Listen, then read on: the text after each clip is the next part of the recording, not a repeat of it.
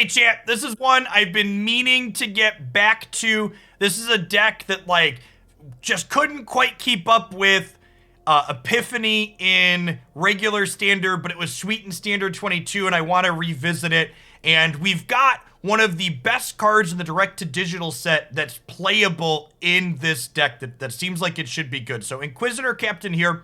If you have 20 plus creatures that cost 3 or less, we have 24 of those here. You get to look at 2 and then put one of them into play.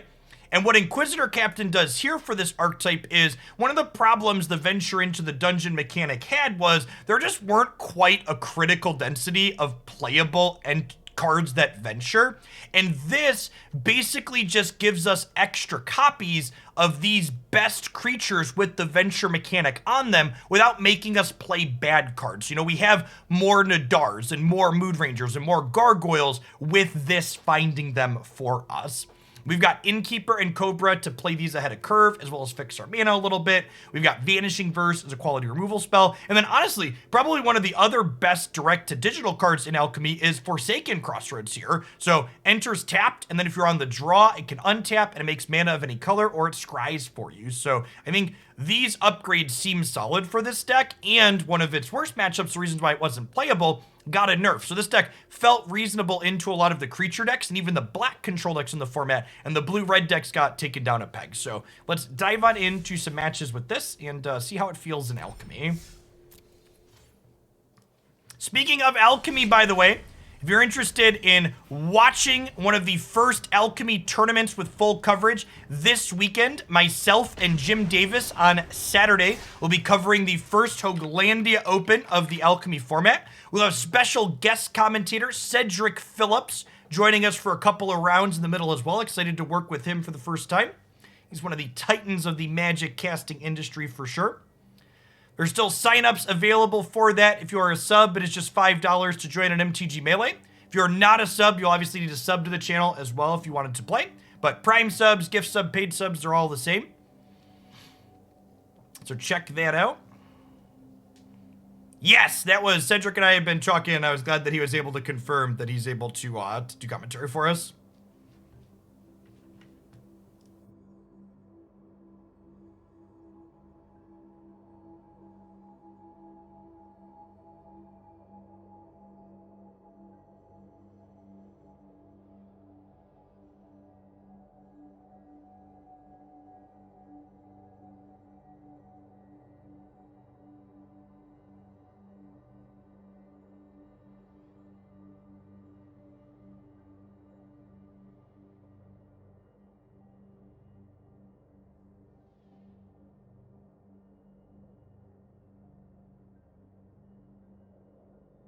How long is a couple of rounds? No, like 2 full rounds. Chat, we don't have downtime in Hoaglandia.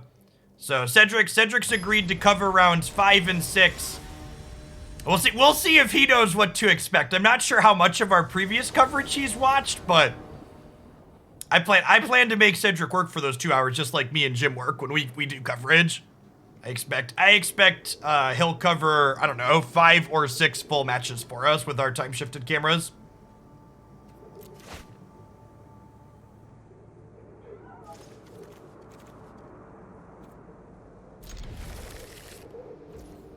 All right, so we'll start with this on white. We'll get our scry in.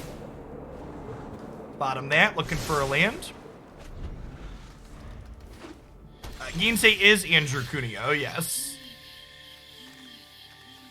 With this being able to be played on green, I'm actually gonna go ahead and play this on black and get Triumphant Adventurer down to start trying to get a consistent source of venture going. When did Twitch come back alive? We've been live again for an hour and 20 minutes. The best of 3 Alchemy queue is definitely on the smaller side for player base currently.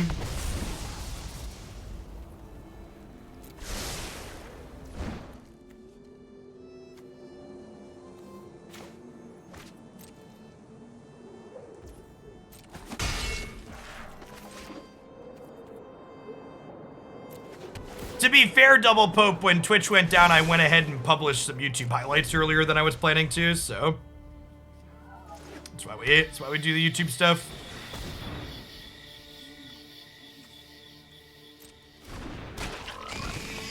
Yikes. Probably should have just done this on my turn. I was hoping to get a different mono-colored thing.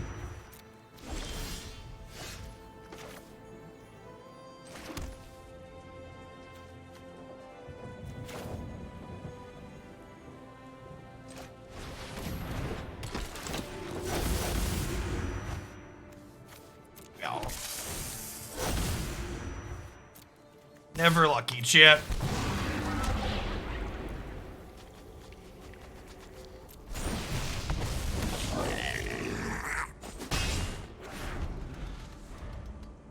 It's also pretty common that, like, players are weary to spend resources until they know what's going on with the format, so they're gonna wait for other people to, like, make decisions for them before they start doing stuff.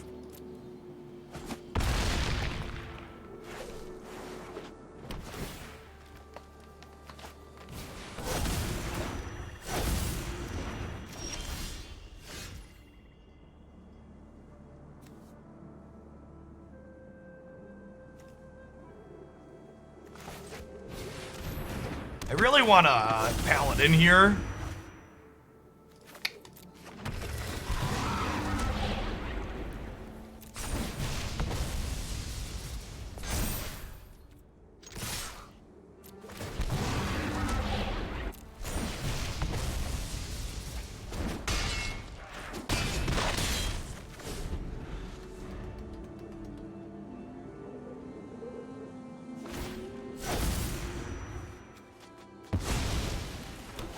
Tap this time around. Oh, you know what? I should have put a counter on the Inquisitor Captain to play around Meat Hook. Or maybe the Cloister Gargoyle? No, Meat Hook here is great for us, obviously.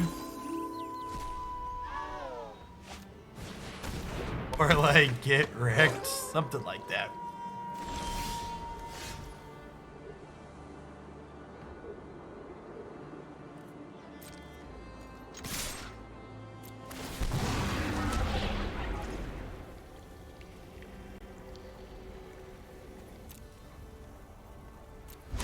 I'm gonna start down the Tomb of Annihilation.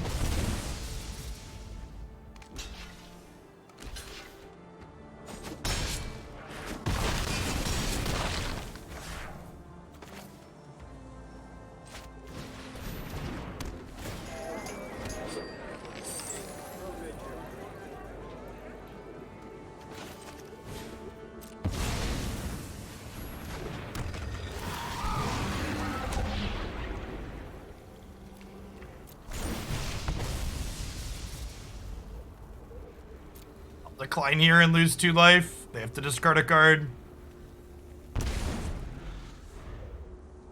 And then next turn they'll have to sacrifice a creature, artifact, or land. If we can dodge a sweeper, we can dodge a ball here. Ball dodged successfully.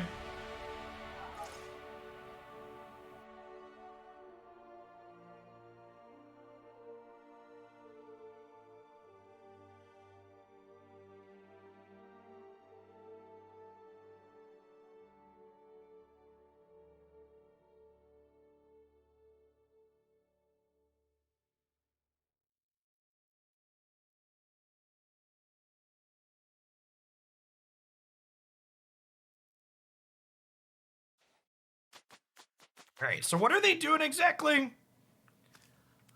They're like green-black, kind of mid-rangey. Do I want Vanishing Verse here?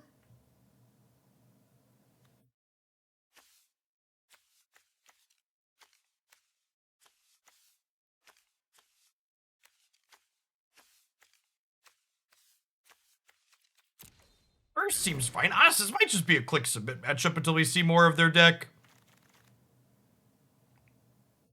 It could be maybe trim Lotus Cobra, bring in these as discard spells. They don't necessarily need acceleration. Maybe let's try that. I do need to keep my creature count high for Captain. Yeah, Runeterra's had card releases and some balance patches. It's something that I've poked at somewhat consistently, and when I found, when we played, I was enjoying their constructed. I want to play some more. Now, Ellywick's really good. My opponent seems like they're kind of grindy, and she's one of our better grindy cards for sure. This is where the magic happens, chat. This is where the magic happens.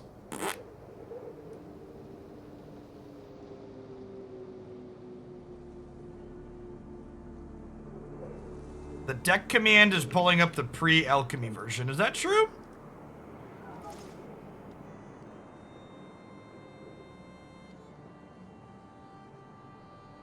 Weird, it's bugged. Yeah, I don't know. The deck list will be under the YouTube video later. Sorry, the Untapped is bugged. Rune King was good. Seems like a very reasonable game.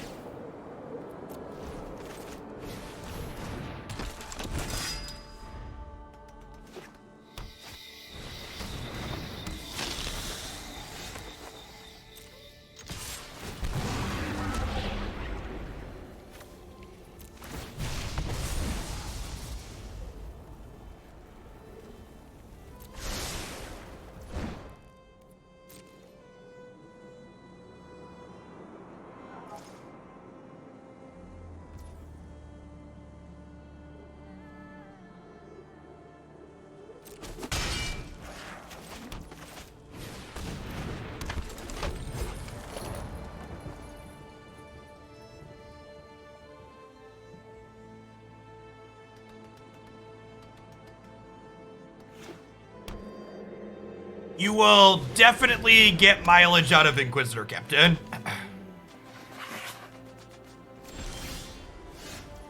Card is super, super reasonable. Okay, so... doesn't really matter what color I pick for this. We'll do this, which ventures twice. And we'll make a treasure token so I can Vanishing Verse this turn.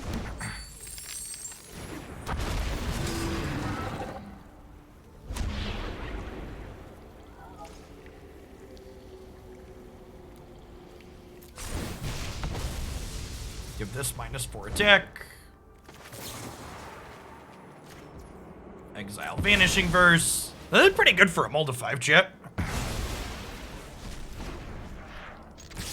This attack finishes the dungeon, which makes us a wolf and gives everything +1/+1.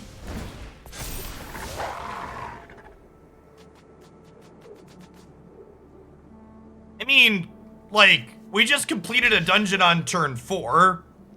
So, like, I don't know that I agree with you that, like, it was a lot of work to venture. Like, once you're, like, your critical mass gets going a little bit, you snowball pretty readily. That's unfortunate. And, like, obviously your creature deck still isn't, like, playing against sweepers, but, like, that's not unique to this creature deck. We also mulligan to 5 this game. So, like, had we had +2 cards here, we'd actually be ahead on cards on them right now. I'm actually gonna head into the Mad Mage here. You almost always want to do one of the 4-step dungeons to start so your Cloister Gargoyles can be real magic cards. But if you're gonna be grindy, going into the Mad Mage afterwards tends to make a lot of sense. Yeah, like we completed a dungeon turn 4 of the mull to 5 is like pretty good.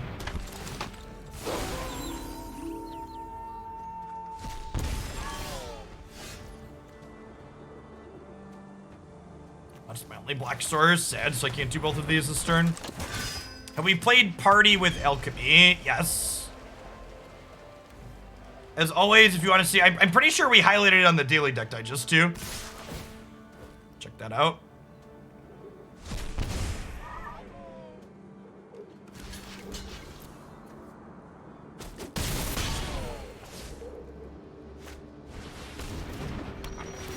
Another chariot here means we're probably dead.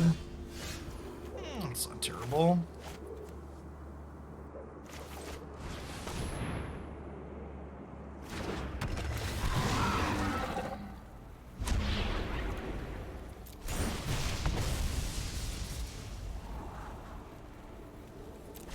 Captain sounds lovely. Oh, Captain, my Captain.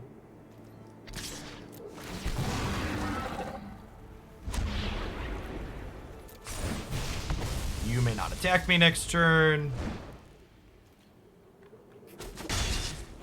I was really sad we didn't get any. I was really sad we didn't get any new venture cards with the digital expansion.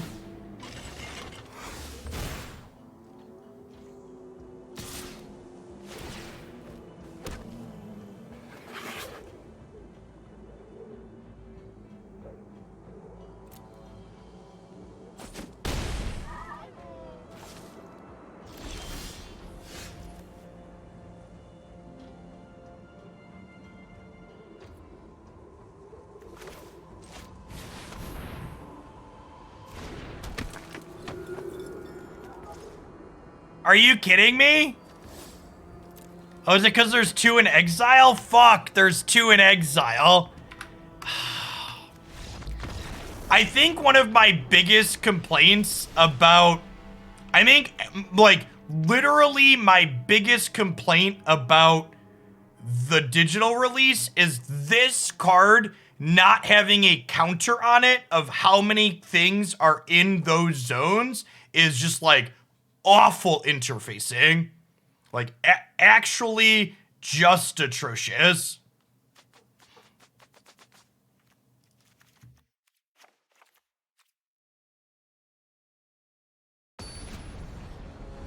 No, it should have the number on in the actual text box, so like when you're scrying into it and stuff.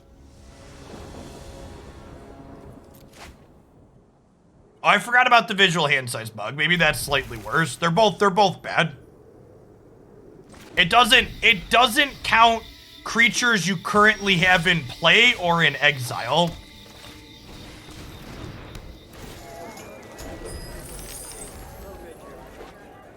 Yarp, thanks for the follow.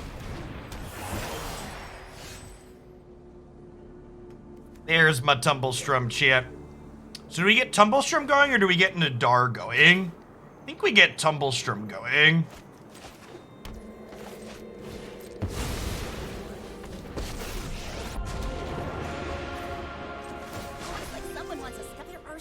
Many things to see. Oh, white land on top, thanks.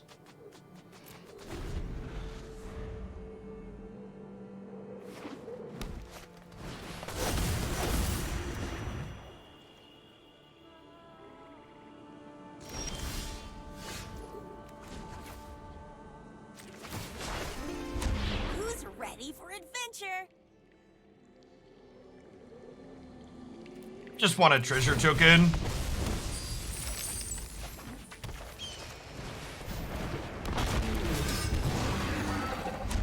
Let's go ahead and drain them.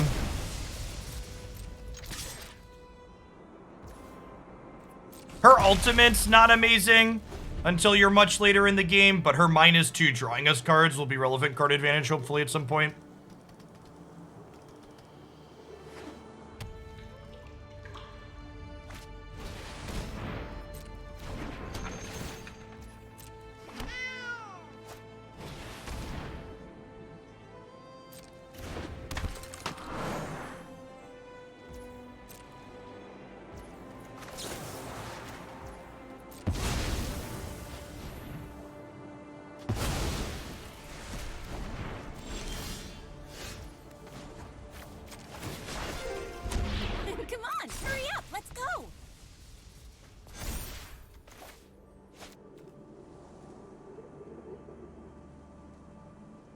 Third green's probably more important than second black. I'm gonna get aggressive here and Skyclave the Taxidermist, so that way I can attack with Nadaar. I want to start venturing into the Mad Mage here, so we can accrue some real card advantage.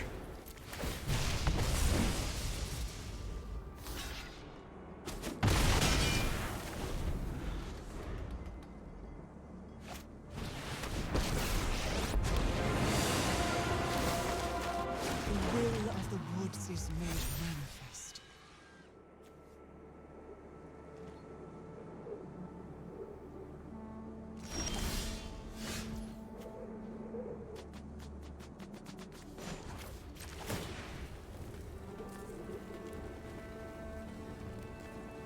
Think Varis is who we want here? I always love an audience.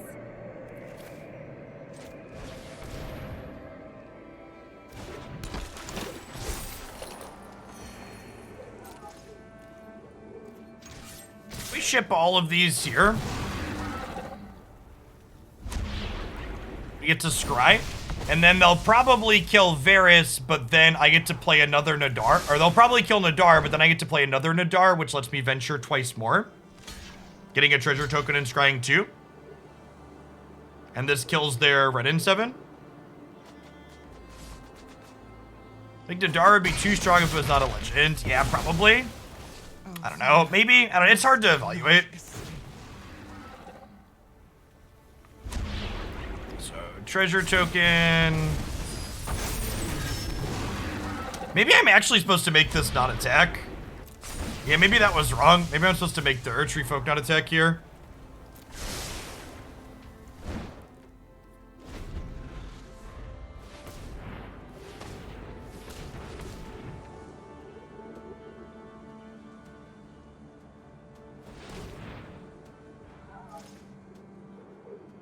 I guess if they have like a crippling fear here, I guess.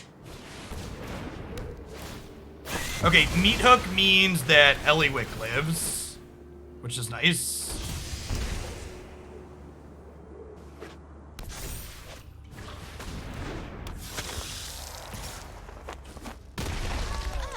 Well, you're no fun. Oh, I hope we discover something new.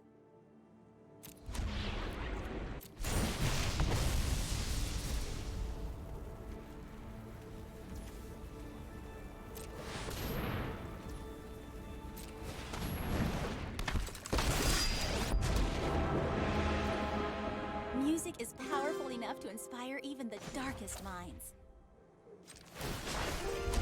I just love a good quest. Okay, yep.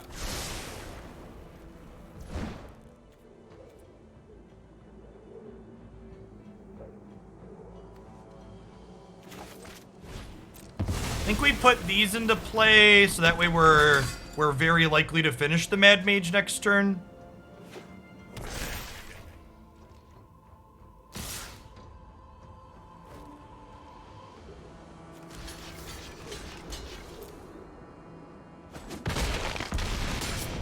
Was my singing that bad?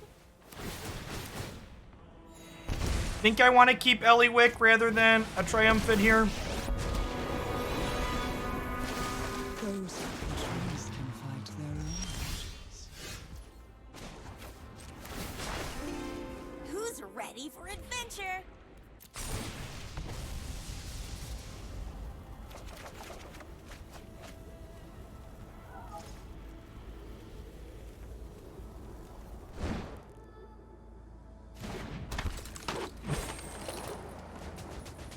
There's 0 in exile, so this is gonna work, right? Right? This works. There's 0 in exile.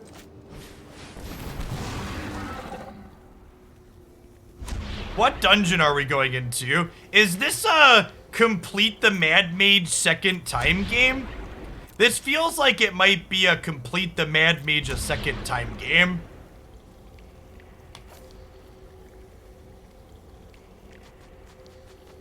The upside to going in the Pandelver is I scry and then I get a treasure token. So if this hits a creature that ventures, I then get to play Cloister Gargoyle this turn as well, which could potentially save Ellywick.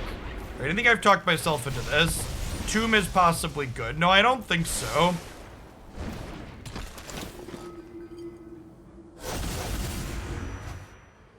Okay, so this means I can still Gargoyle here, which is fine.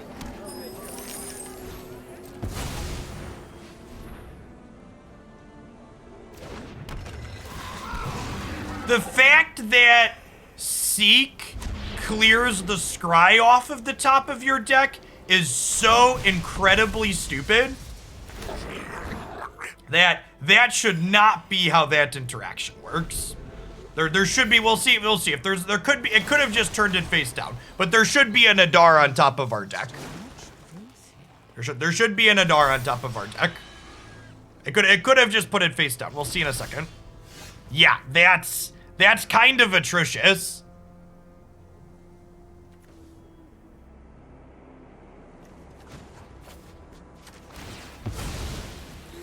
All adventures have to end, I guess.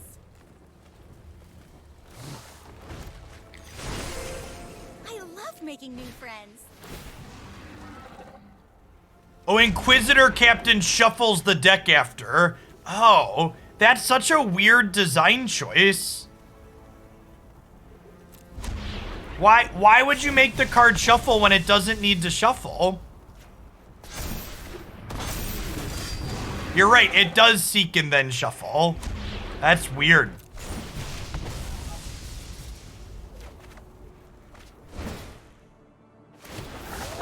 It also shuffles. Good catch.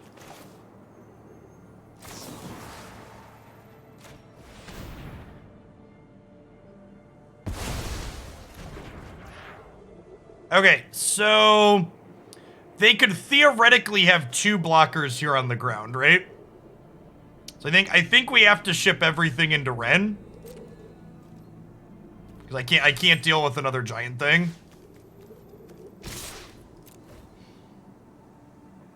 Seek grabs at random cards that meet the condition listed on it.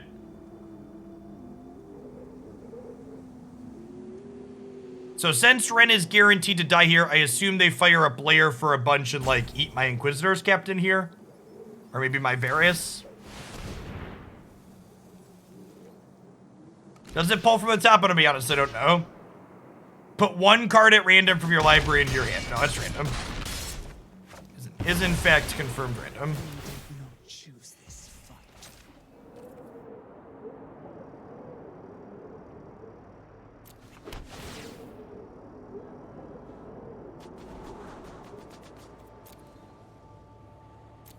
Yeah, I think that's fine.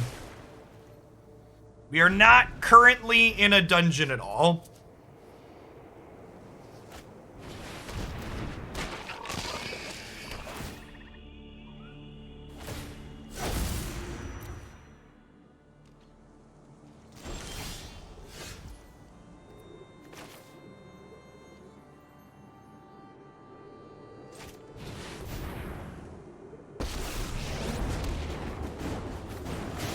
Words are fine, but music is the true expression of my heart.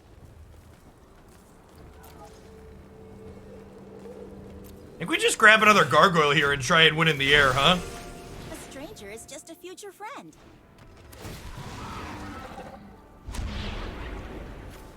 It doesn't have to shuffle. It's so like shuffle is boomer though, right, chat? You could, instead of shuffling, it could insert randomly back into the deck. Chat, it's a brave new world. It's a brave new digital world. Shuffling to ensure cards are not known for a position in your deck is a paper boomer thing. It can also just put it back where it came from. It could put it on the bottom. Like, there's a lot of options. Like, let's say they don't want it on the bottom and they want it randomly. It could just explicitly insert randomly.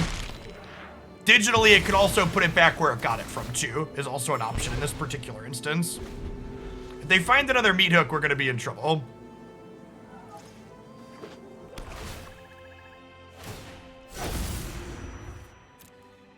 Come and get some, Mr. Gitrog. Mrs. Gitrog.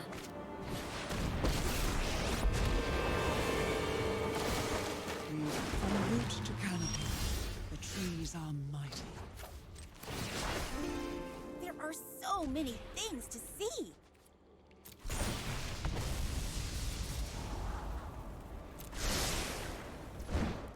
All right, I have to kill Ren in 7, right? Oh, wait, I can do this. I was gonna say, do I attack with everything to kill Ren in 7? I don't have to. I could fire Cave of the Frost Dragon.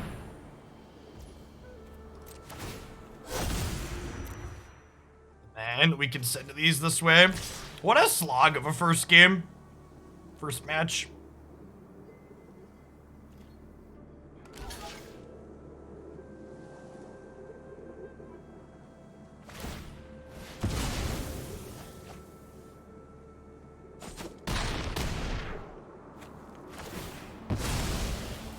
Even in defeat, we grow. We'll see. Going into the Mad Mage again here might be a little greedy.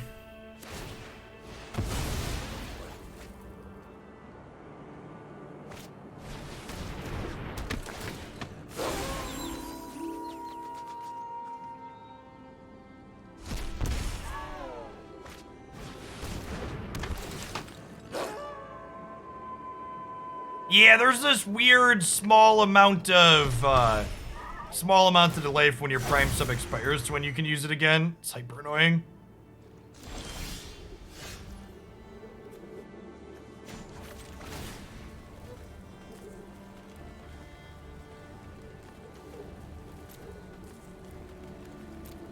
I'm pretty sure this is live to hit something.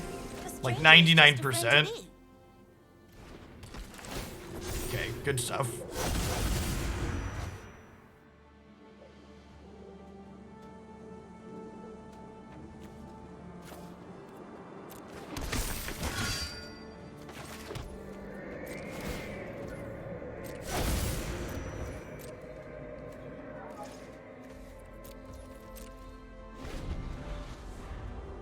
So this is completed differently named dungeons. So if I alt this, it's only 4/4.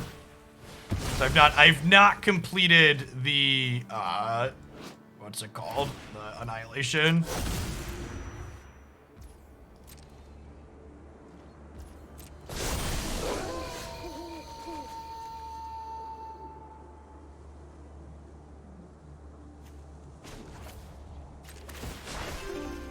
Come on, hurry up, let's go.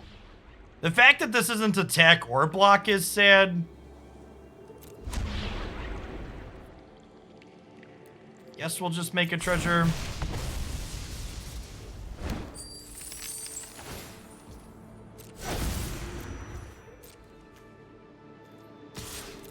Having first strike death touch is pretty big game.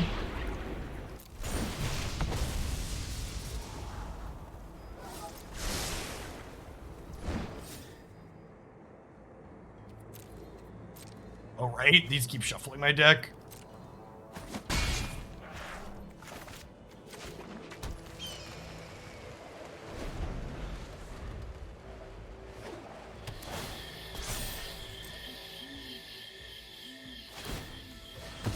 I've never completed the Mad Mage 2 times in the same game.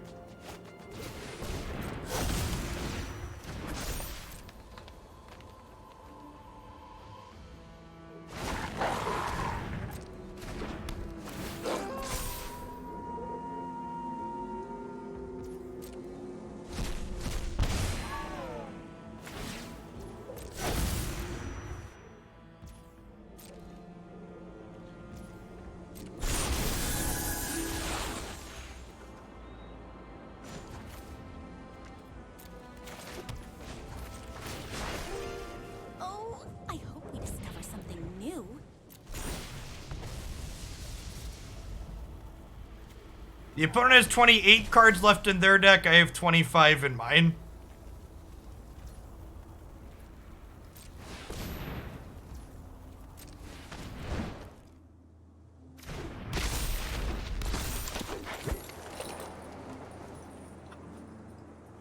What if I tap the Gitrog and attack with everything here? Because if I do that, I complete the Mad Mage. Which could draw me something to deal with this or to pump other things up. I think I like that.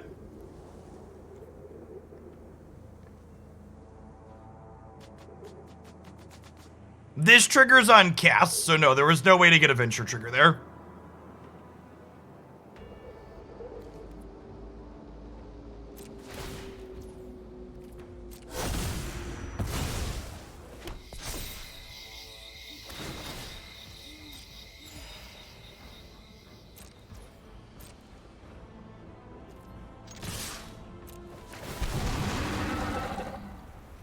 we get to scry 3, and then we get to draw 3 and cast 1 for free.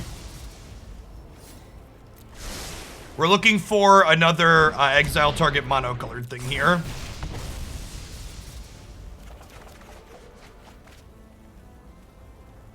Rats.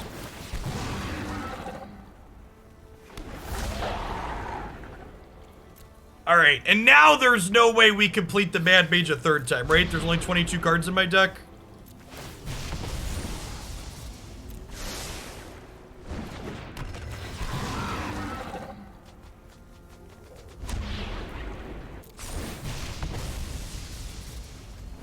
Oh, do I only have 2? Oh, I think you might be right. I think you might be right that we're out of those. Yeah, I think I trimmed a couple, right?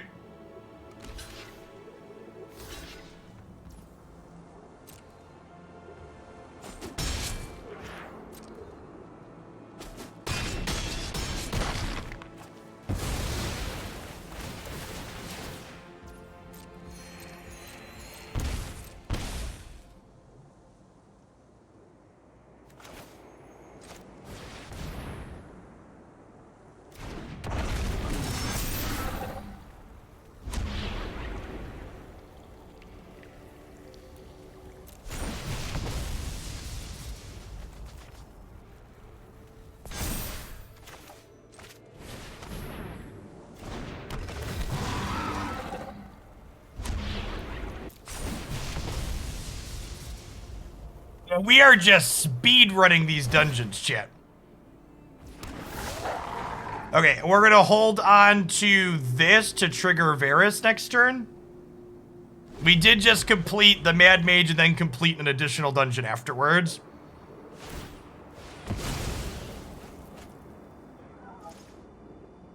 Oh, you know what I should have done? I should have put the counter on Nadaar because they showed us Crippling Fear.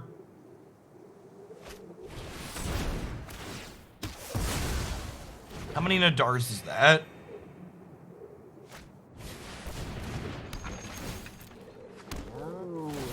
Third Nadaar. Am I sacking a creature to Gitrog? No, I don't think so.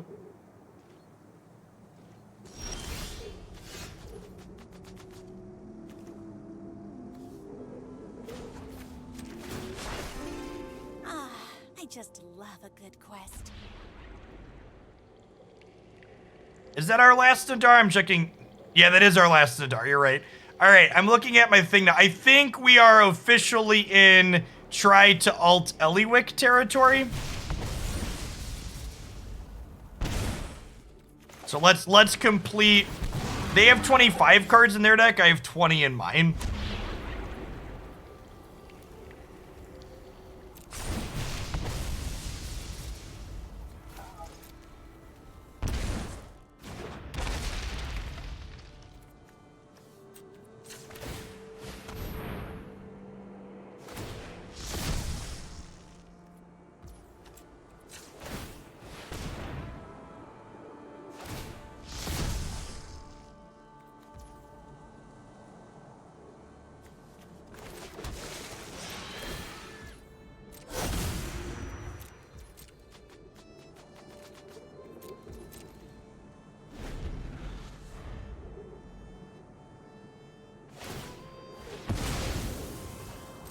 The problem is they're gonna draw like another meat hook at some point. Like all their lands cantrip because of the Gitrog. Yeah, the fact that I boarded out my Vanishing Verses is probably gonna lose us this game.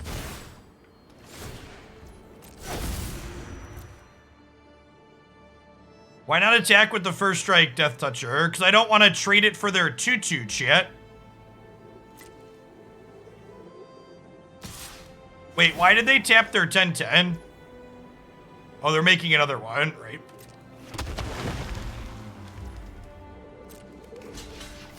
Chat, they just double block. They just double block this. For those that don't understand how magic works.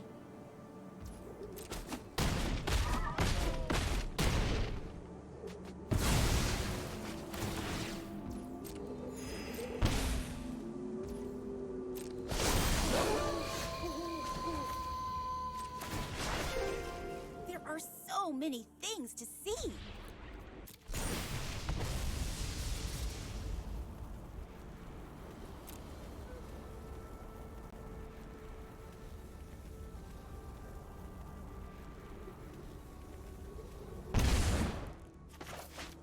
At this point, we're in the waiting for Ellywick to ultimate game.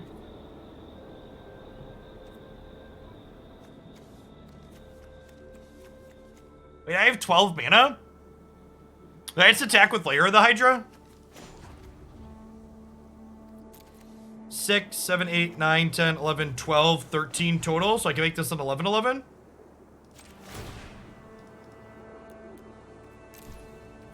Yeah, I'm gonna offer to trade this for their 10-10.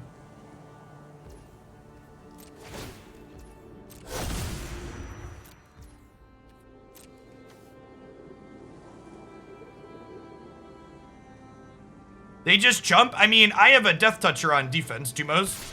So if they want to trade their 10-10 for my 1-1 with Death Touch, I'm also okay with that.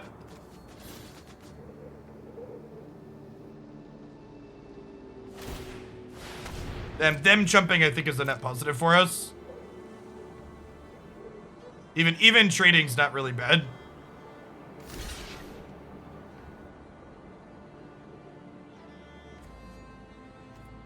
Yeah, I think I just kill these two. I think this exchange is fine for us.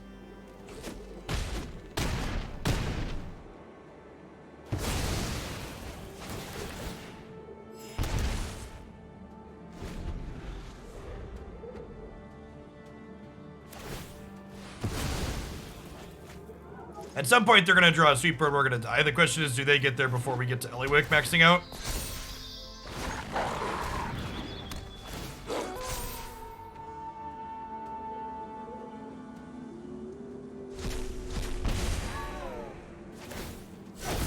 If we lose this game, it's definitely because I boarded wrong.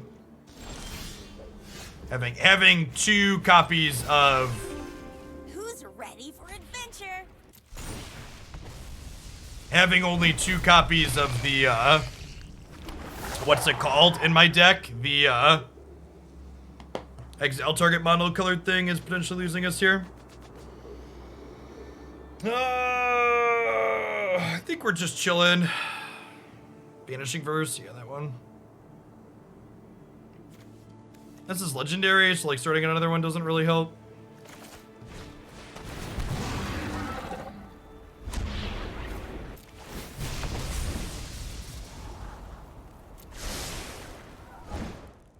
Yeah, maybe I'm okay trading this for one of their creatures now. I wasn't okay trading it for the wolf, but I'm pretty okay trading it for anything else on their board, I think.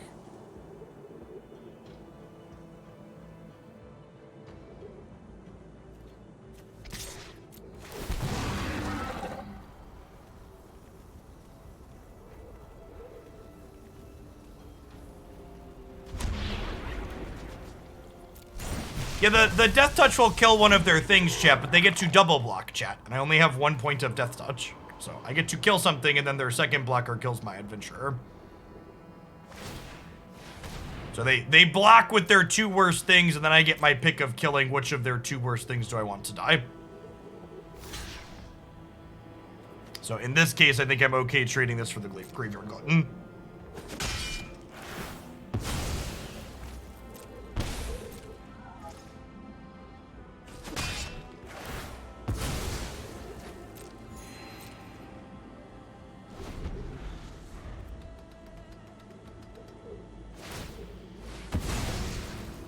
I feel like our opponent's actually been pretty unlucky this game. Like, they've seen a lot of cards, and like, they almost assuredly have lots of sweepers in their deck.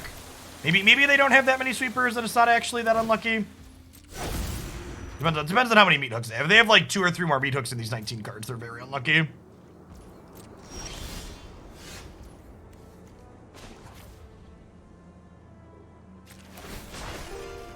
Come on, hurry up, let's go.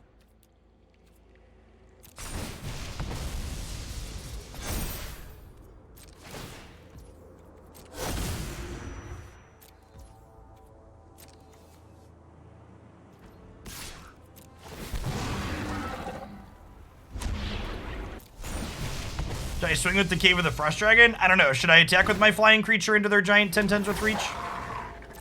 Seems loose.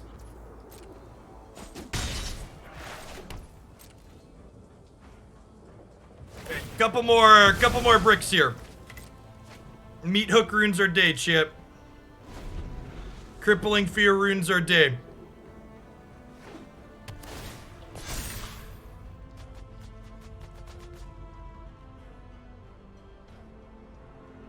Removal spell for Ellywick. Blood Chief's Thirst. Runes are day.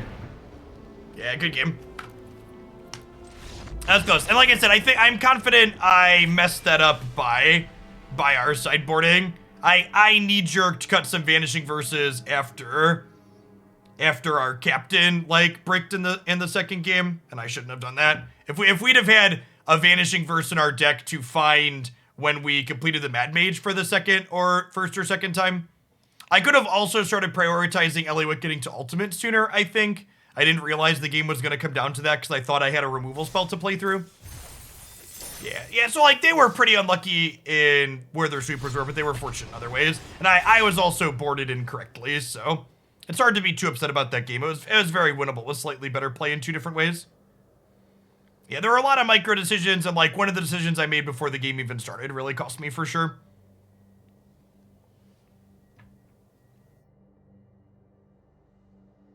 Yeah, definitely a great match overall.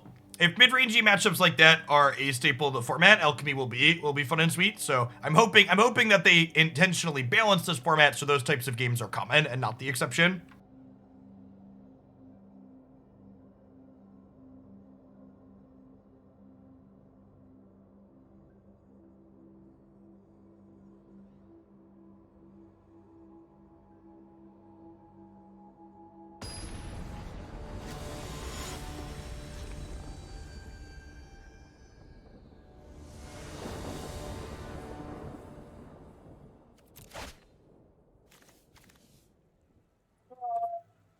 This is fine.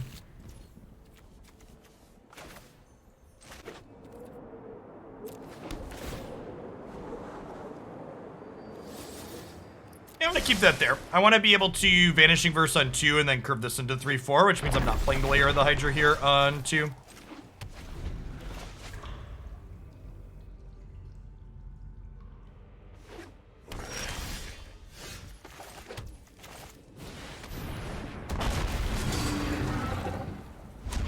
Again, you basically always want your first dungeon to be the Pandelver or the Tomb of Annihilation so you can complete it quickly to unlock Nadaar's bonus text as well as Cloister Gargoyle's bonus text. And then after that, you need to decide, are you the beatdown or are you grinding? If you're grinding, you want to head into the Mad Mage as your second dungeon, which against Esper here, I sense a Mad Mage in our future.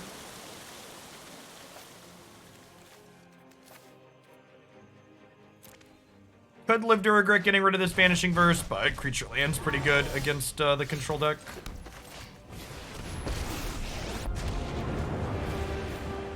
Ballads, hymns, dirges, lullabies, shanties, they're all great. I'm gonna downtick Ellie to start because if they have another Vanishing Verse for her, I want to have drawn a card with it.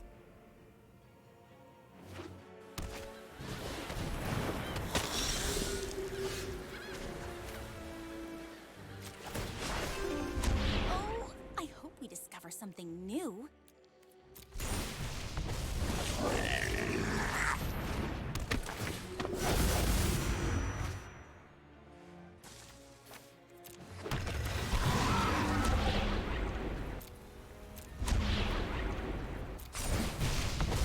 That's a 4/4, huh? Edgar can't attack into it unless they have a removal spell. So Ellie means that our gargoyle is cleared for liftoff next turn.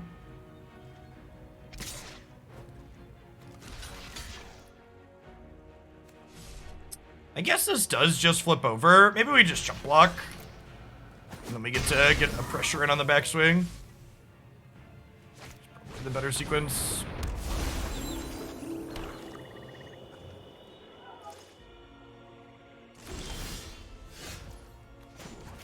It's a good draw. I just love it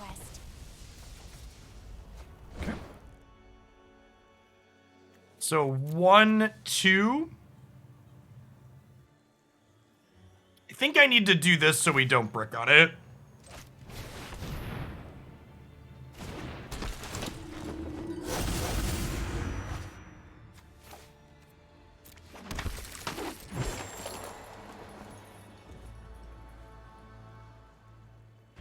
Yeah, I did technically miss a wolf with my sequencing, but I think the captain needs to happen first here. Because remember, this doesn't count creatures in play or in exile. I'm only playing 24 hits in the deck to start.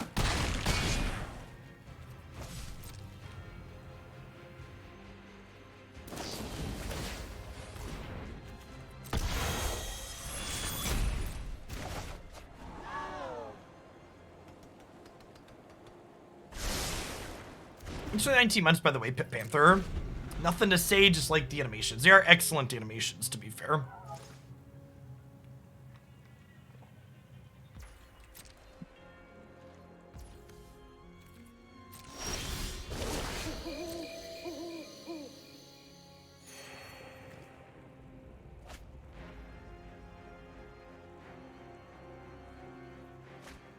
With the second Ellywick in hand, I might... Oh, they have a fraction. I was gonna say, we might be down-ticking this for card advantage. Now that could have gone better.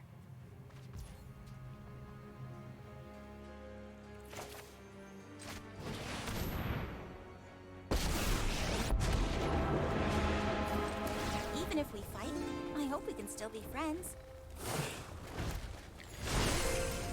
I've got friends everywhere.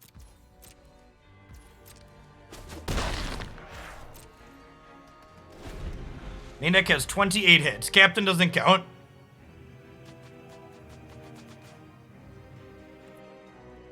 And even with Captain, that's only 24, so you are miscounting. No, it is 28 with Captain, right? Yeah, 24 plus 4. No, 28. We have 28 creatures. Duress! Really glad we played Ellywick this turn. My attack with a 4/4 Captain has Vigilance. This flips over into a thing and starts making tokens.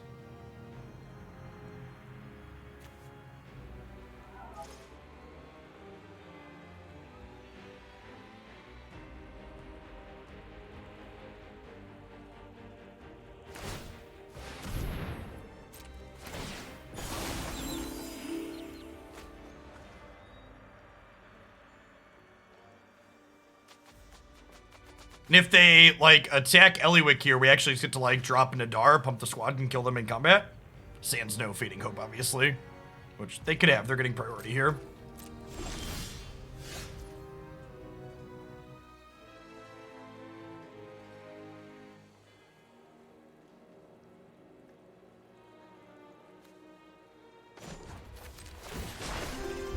There are so many things to see.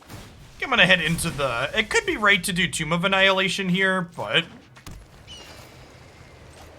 In the event that they get a sweeper, going into the mage has a lot of value.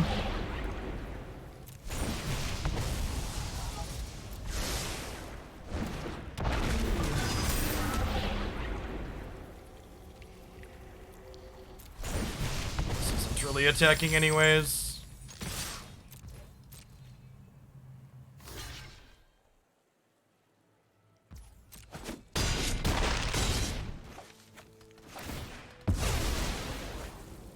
You talking about Tangled Florahedron? Yeah, Florahedron could be worth considering. I also don't have that many basics though, so I could have to give up some colors of mana to fit Florahedrons in. How's this deck been? Well, this is only our second match because we played like a 50-minute match 1 against Andrew Cuneo. It was a really good match, but we don't really have much of a sample size. For what it's worth, I think this deck is reasonable. It just had really bad Epiphany matchups last season.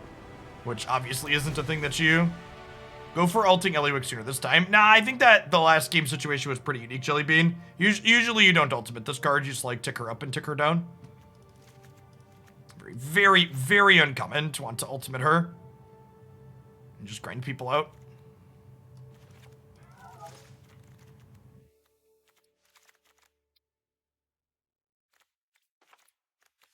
This is actually 26 hits, yeah. Yeah, like I could like turn the forest. I think you need at least some basics in the deck because of Field of Ruin. But like maybe we could get greedy and go down to just the plains. Like get Tangled Florahedron. I think we might have enough white sources that we could cut a white source for a Tangled Florahedron too. Perhaps.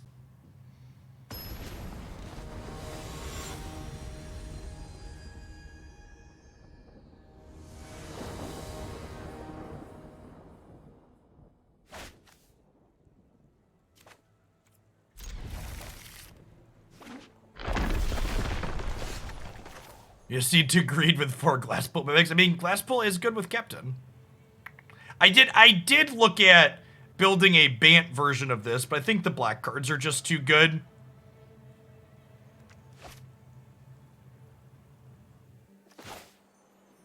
I think you are overestimating Aldrin's Epiphany still being great.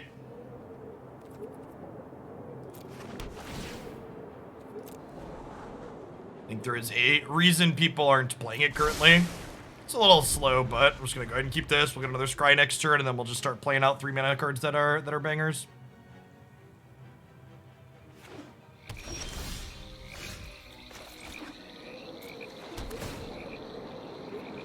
The blue red decks are just playing other payoffs with what's it called? Being nerfed Epiphany. Like you're better off just doing Hull Breacher things basically.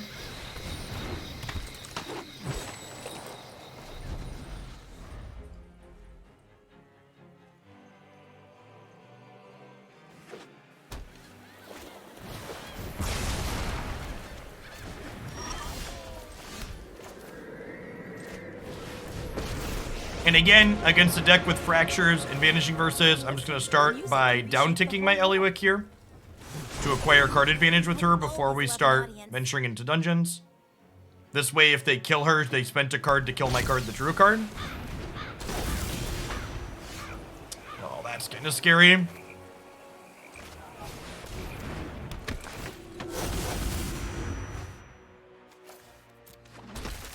I actually don't have... Come on, hurry up, let's go. I actually don't have a way to kill this currently, do I? I need to leave some Vanishing Verses in for this, huh? Maybe I need some Valorous Stances in my board for this type of matchup. Kills the Sorin too.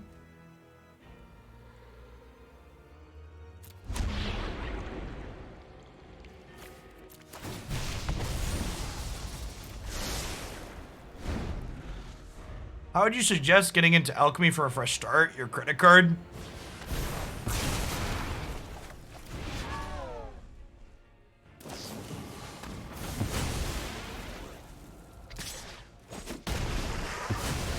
I hope our paths cross again.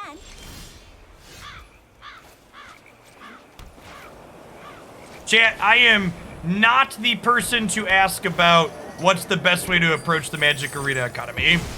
It is literally my job to have every card in the client, and when there is a card that I need to get that I don't currently have, I swipe my credit card and I get it.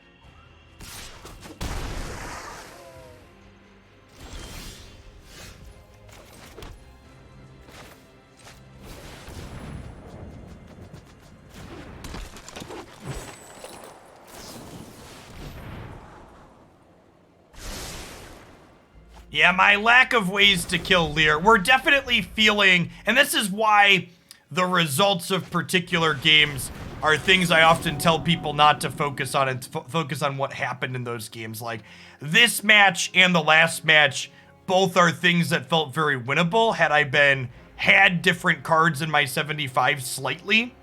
Because my answers just aren't lining up here well, right? Like, I cut Vanishing Verse for Skyclave to deal with Sorin, and now they have a Lear. So, like, if this was game 1 and I had the Vanishing Verse, this card would go away and it just wouldn't be a big deal.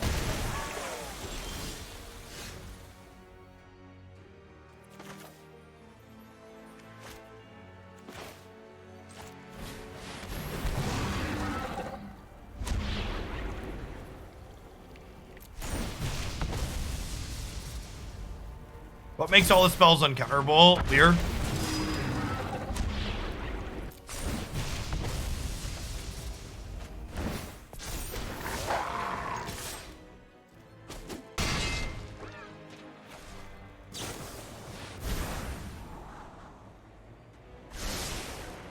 I'm gonna go ahead and just concede here. This game's gonna take a while, but with us literally just not having a way to take this off the table currently.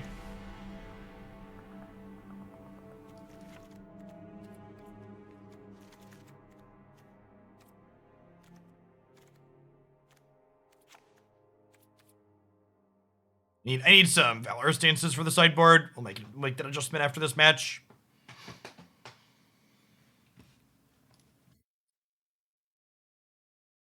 If we have a Valorous Stance there instead of a Skyclave Apparition in my hand, we win that game, and I don't think it's particularly close. The only reason it was at all remotely close because the Lear got to sit there.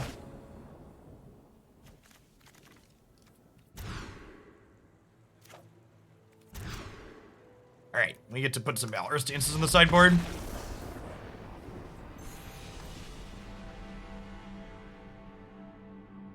Which matchups do you bring the hand disruption in for? Well, I mean, we literally just played a matchup where we brought the hand disruption in, so the control decks is the answer to your question.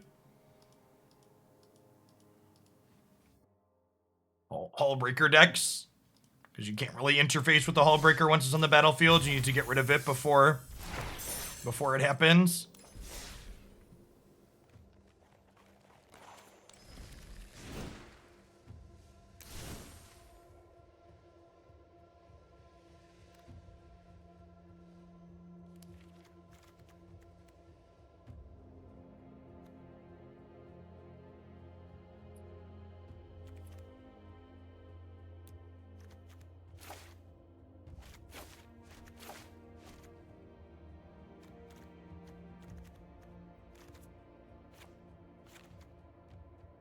Find a Curse Title probably isn't super necessary with Skyclave Apparitions too.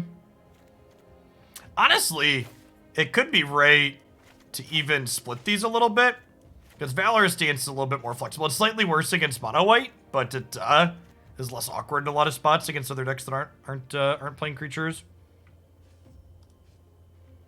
I kind of like the idea of a couple of Tangled Florahedrons to up the creature count for Inquisitor's Captain.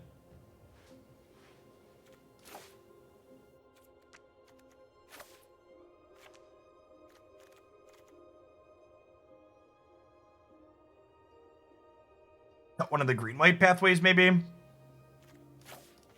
many white sources is this? This is 11, 12, 13, 14, 15, 16, 17 still. Yeah, that's plenty. Honestly, we can probably get away with 16 white and just play. Just leave the layer in. Nah, let's just trim the creature land. These are kind of like getting utility lands.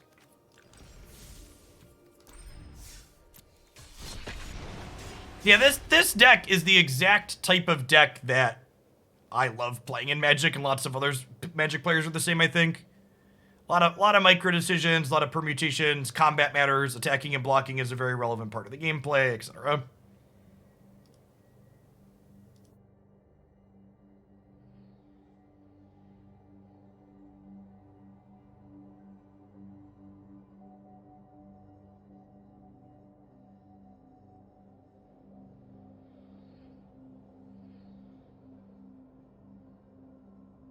What am I playing next? I have a waitlist on the deck queue, Sporadic Penguin, and this is the last Magic deck of the day.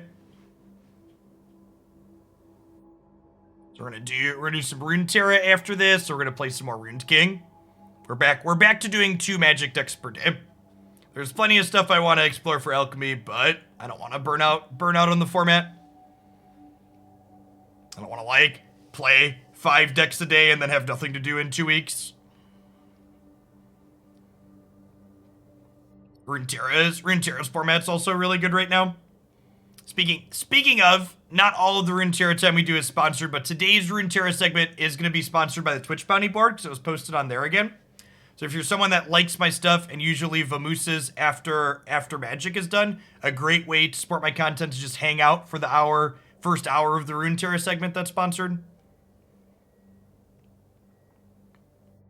The bounty board pays out dollary dues based on how many eyeballs we have. We're gonna do an Rune Tier today. We're gonna try Jace Lux today, which is also a mid-range deck.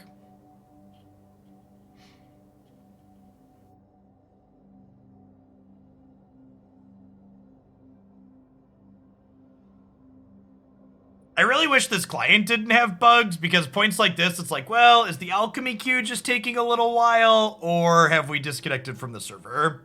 All right, just taking a second. Rune King's been good. We're only about 90 minutes into Rune King, so don't have a huge opinion on it, but what we've played so far has been good. We'll definitely be continuing in the afternoons.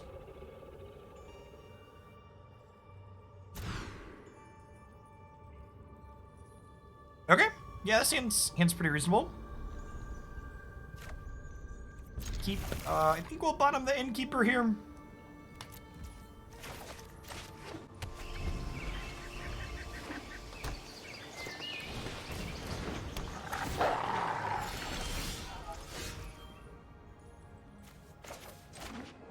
Black with this one.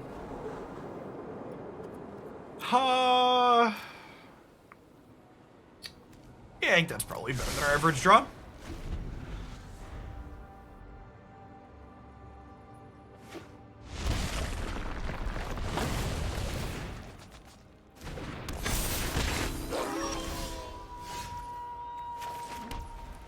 A Twitch hack, if you want to support content creators, if you mute the Twitch video player, you no longer count as a viewer for a stream, but if you mute the Twitch browser tab using your browser controls, you still count. So if you're ever watching a stream without the sound on, it doesn't count you as a viewer, even if you're watching it, if you mute the player, which is weird to me. So I always mute the tab. I think we're into that too. It's basically a removal spell that ventures. And this does count in our hand, so it just doesn't count in play or in exile.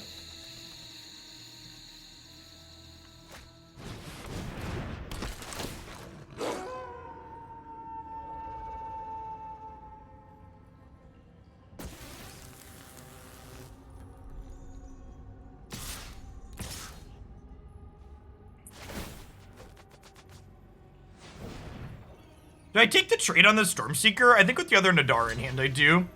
Maybe I take the hit and then that's too the fact that they're on the latest strong start I think means not. Let's do that into this.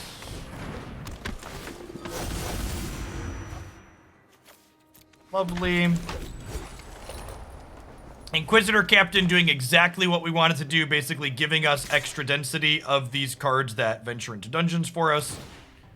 We can't play 5 Varis or 5 Nadaar, but with Inquisitor Captain we kind of do. Not exactly, but if you squint, it works out that way.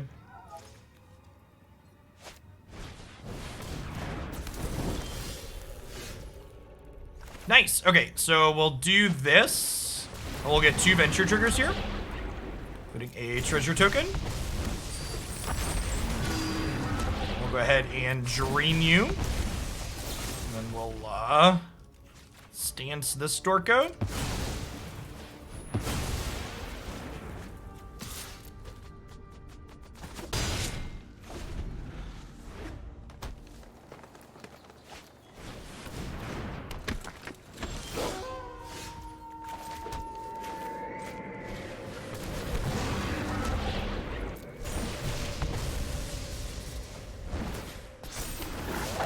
And I think we are in a position to get aggressive here, so I think we just start working towards Annihilation. It's a very human thing, chat, to be working towards Annihilation. 2 on the nose for 2021.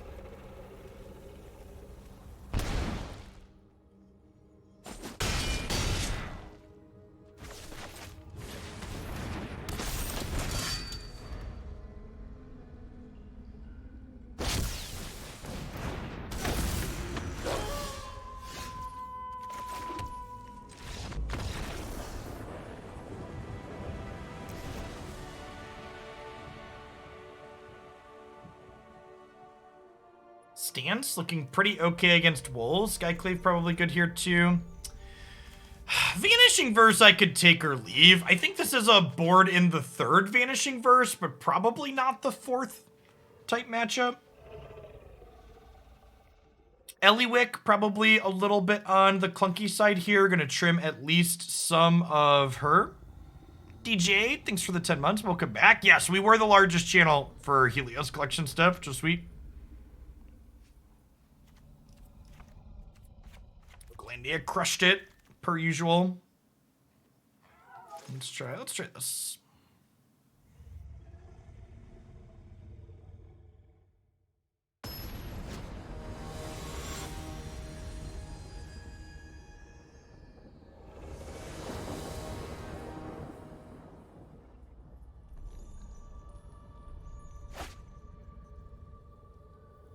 Yeah, seems great.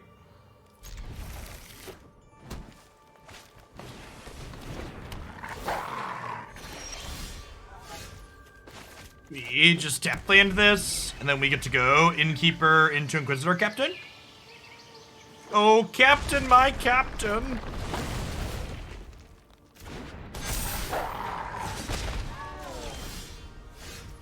Maybe opponent's a fan of Jack Black. Got a little Tenacious P going on over there.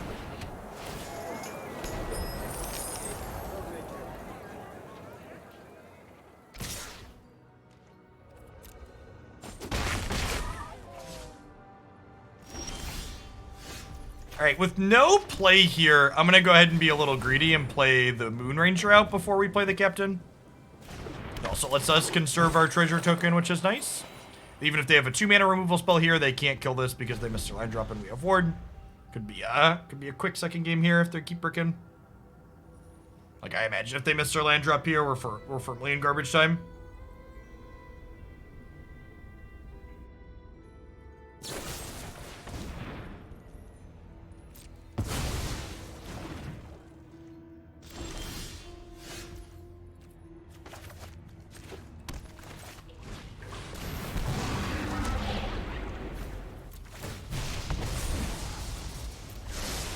Doesn't matter what we do at this scry, because the Captain's gonna shuffle. Again, exactly what we want the Captain to be doing. Just giving us more density on these legendary creatures that venture.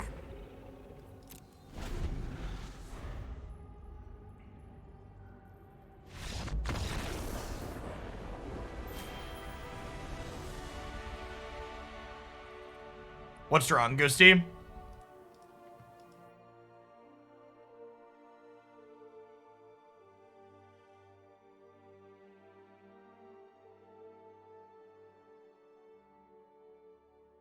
Yeah, and the Abrade there, you know, pointing out that the ward did exactly what it was intended to do and protected our threat.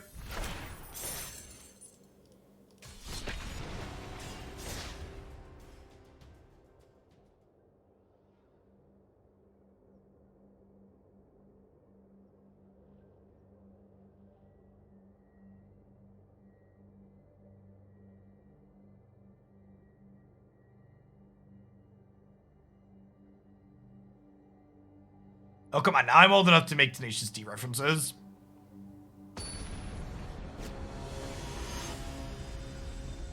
Oh, yeah. You technically get streak bonuses for shillings if you show up to streams multiple days in a row. I think it's up to 7 days the streak bonus can be.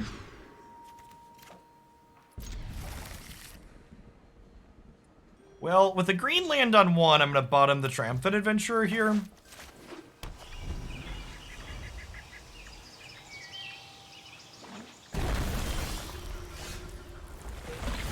We can play this on black since we just drew Farmland. And if they don't kill Cobra, we play Ellywick next turn. If they do play Cobra, we still play Varis.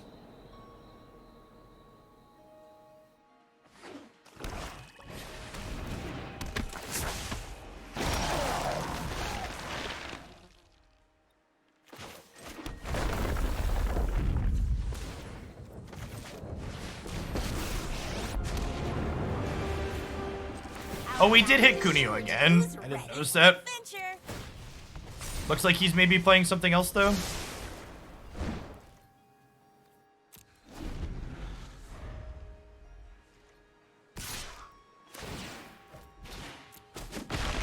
Hey, bro. Looks like we got a critic. Bro, Probably the mono black meat hook sack deck. Or not? Okay, this is heckin' adorable. Kunio's stream, by the way, folks, if you haven't been over there, it seems like an excellent place to find other alchemy stuff if you're looking past Toglandia. We frequently have queued into them, and they've been doing sweet things basically every time.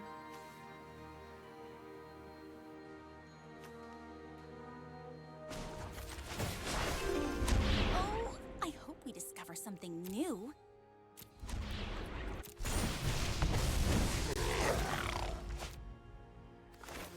I guess we'll do this first. This also has reach, so it can like block the Welcoming Vampire, which has value. Reach for the sky.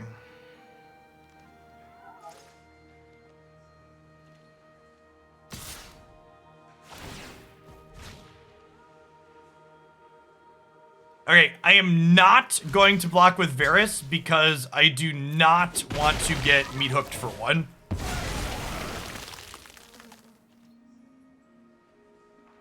There's a little bit of fear in my dojo here, chat.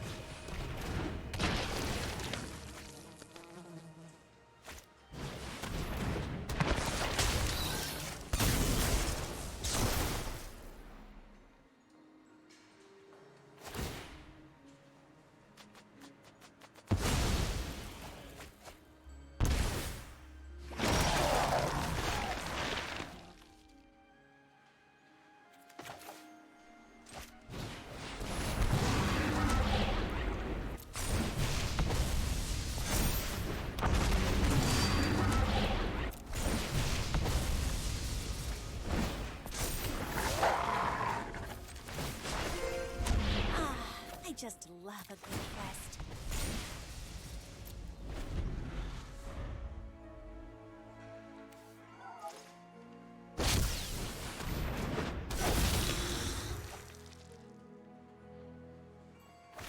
Trade this for this here, I assume.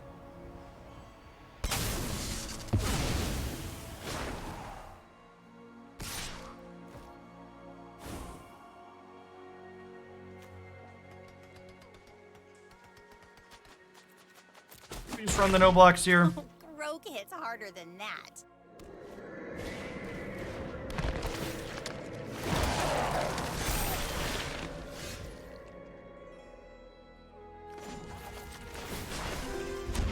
Come on, hurry up, let's go.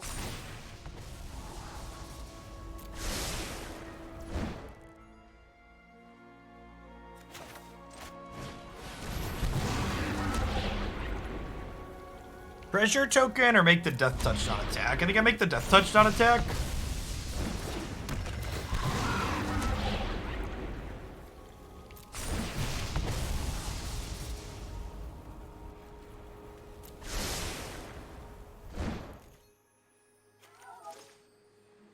So if I attack with Nadaar, they could trade one of their creatures. Am I okay trading Nadaar for a creature on their board?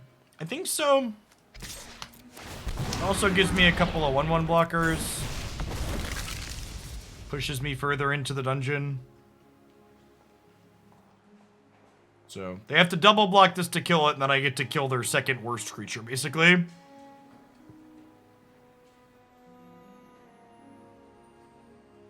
There's also a reasonable chance we hit another Nadaar off the Inquisitor Captain next turn, so like, this seems fine.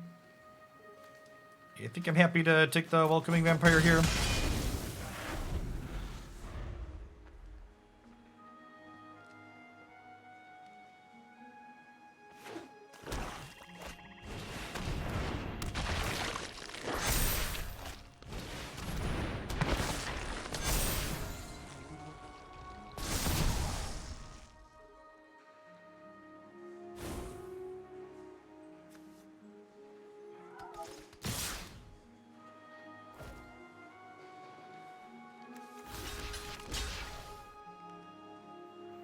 We do this.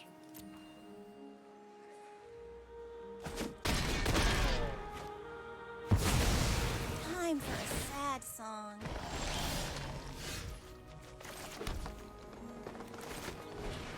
Oh, I guess our Scry 3 here gets messed up, which is unfortunate.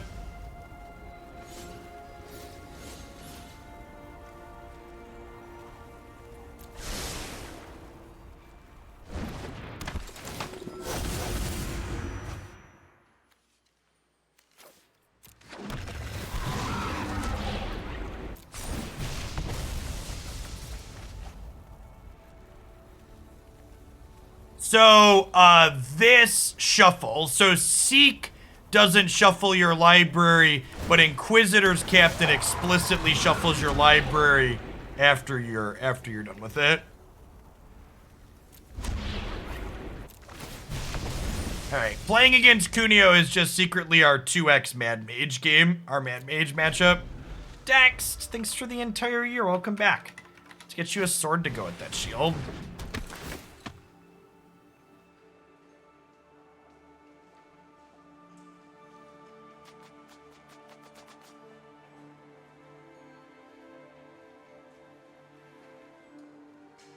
So I think if they attack with Henrique, we trade 2 gargoyles for her.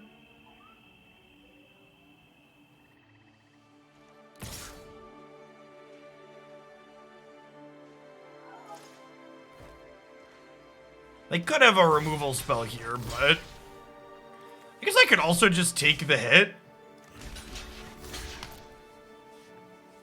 I'll go either way on this. Might be right to just take the hit. Taking her out of play makes Ellywick a little safer though next turn. That's pretty good.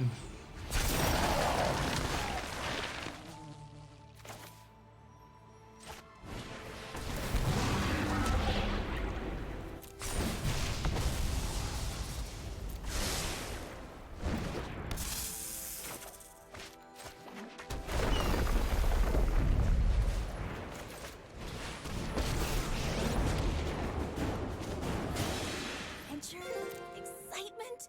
That's what I seek.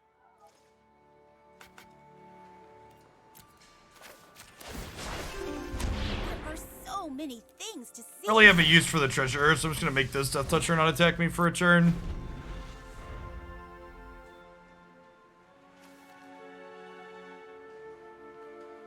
Need 2 Ventures to hit Runestone Caverns here.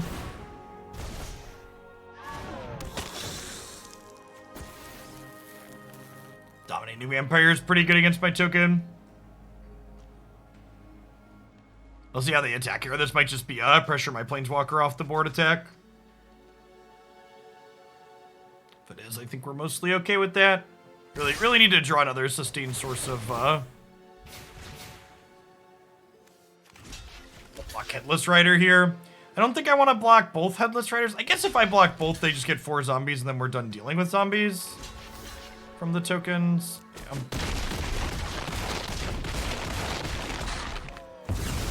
Ending songs is always the hardest.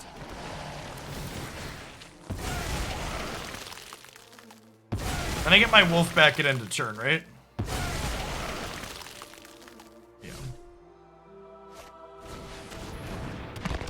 Boo! My wolfie, chat. My poor wolfie. Wait, did they miss sacking my wolf? They missed sacking my wolf. God bless. God bless us, everyone. Alright, just anything that ventures of Nadaar would be great. Cloister Gargoyle will also do it.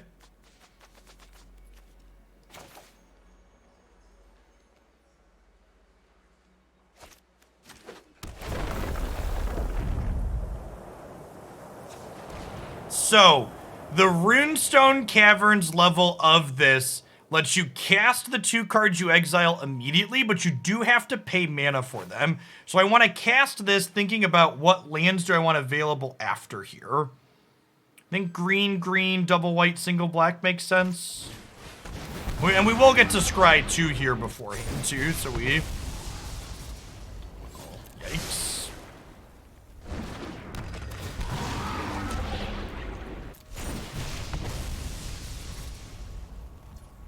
Oh.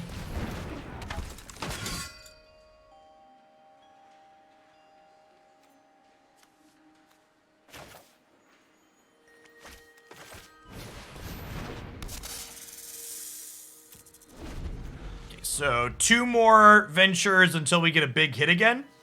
Another draw 3.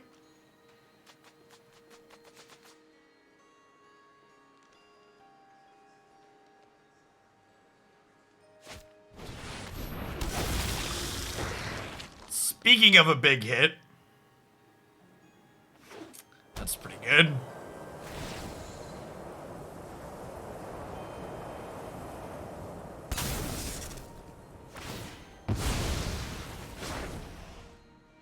Sam, kill my adventurer. Oh, they're killing that instead, sure.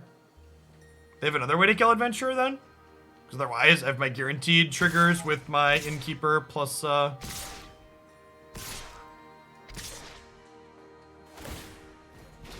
relatively large attack.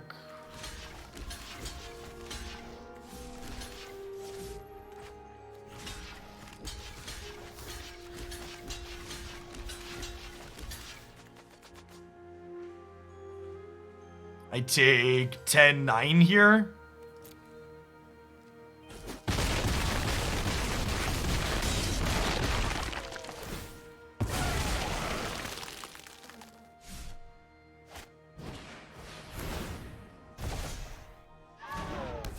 Ha! That's hilarious. Awesome. Do. So we get to do this. Trigger this. Scry 3. Valorous Stance lets me kill Henrique, which is pretty great.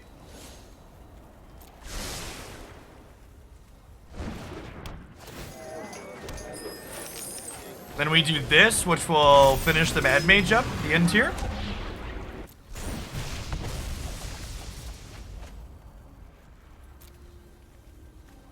So 1, 2, 3, 4, 5.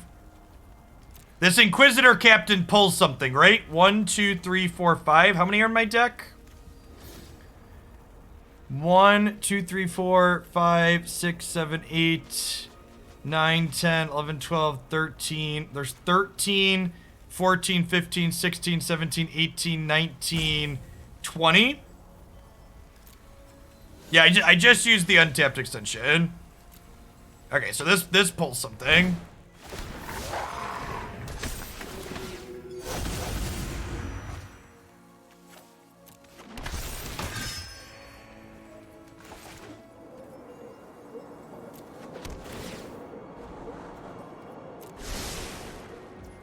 Okay, so now I get to go ahead and make decent attacks here.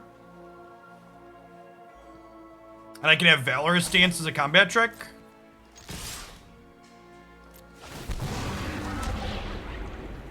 I think we're just pan delving at this point. I'd be surprised if we have time for another Mad Mage.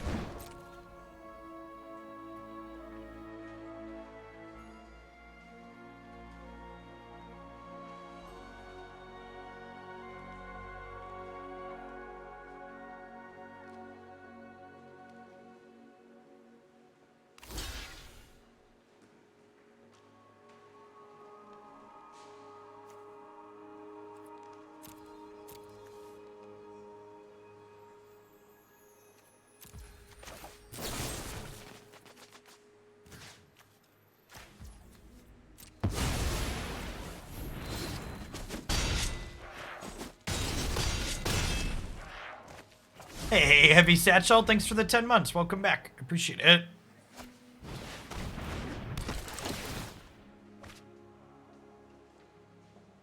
Valorous Stance looking... We get to kill Welcoming 2 there, or are you dumb? How would my 5 power thing kill 8 toughness worth of things? Can you explain? Wow! Hitting Blade Stitch Scab off of Traveler? Whew! That's a sick beat.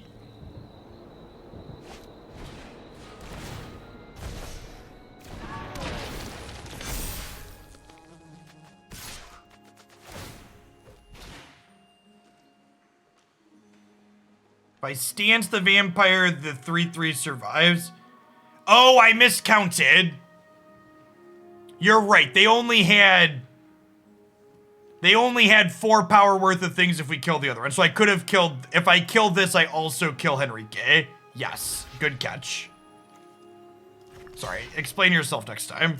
You are correct.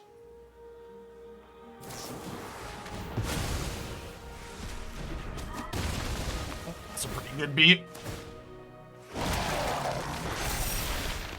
Fuck, I think we're dead, chat.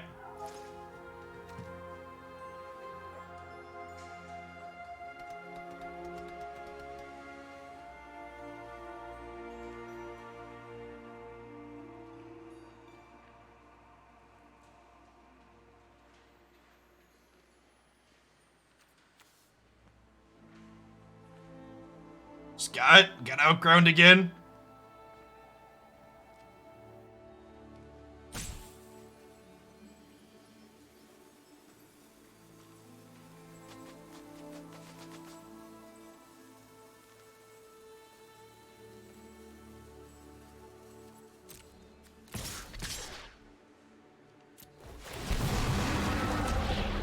We're just dead. We just can't beat this, Ominous Traveler.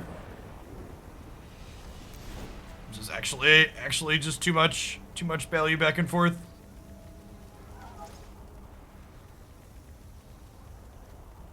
So Skyclaves and Vanishing Verses sound great here. I think Stance is actually probably worse than Verse, thinking about what happened there. Yeah, so if grindy games like what we just played are good, a card like Traveler is excellent. The question is, how much of that gameplay will exist in the format? Because the blue finishers in Standard, honestly, even in Alchemy, have invalidated grindy mid-range decks from existing in Magic. Hallbreaker does not reward you for being grindy. Aldruin's Epiphany does not reward you for being grindy. To be a boomer and talk about the good old days for a little bit, it used to be that you wanted cards like Ominous Traveler against control decks, like that type of grind was good. But because so many of these control decks are basically combo control decks, it's just not the case anymore. I miss that too. And matches like what we've been playing with this deck today are indicative of what this format looks like. That's something that's very good. I think it's something Magic's genuinely been missing since War of the Spark happened and they changed to Fire Design. Fire Design has been notably devoid of that type of gameplay, which is sad. I think it's some of the best gameplay Magic has to offer on average. And it feels like they've been explicitly designing it out of the game.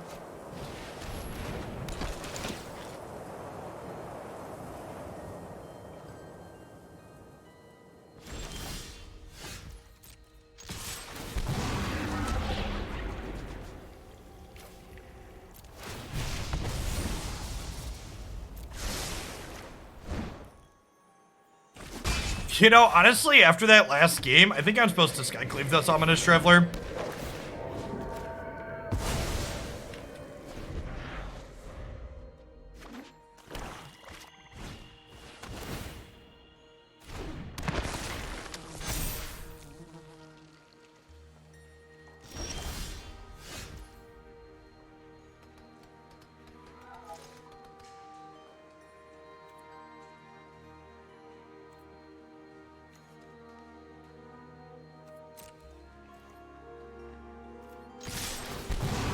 With both of these here.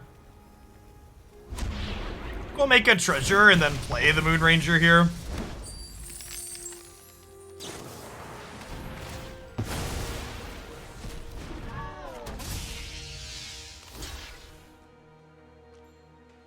Fortunate.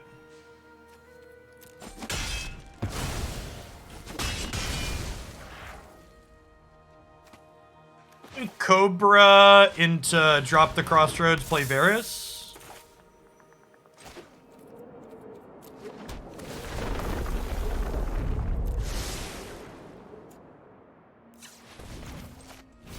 They didn't say feels good to play against, they said feels good to play with, which is an important distinction. Magic is big on fun is zero-sum type energy. And it frequently leans into, like, designs that feel bad to play against, but that players... A lot of people, chat, have control issues. And they want to sit there and make their opponent watch them play Magic.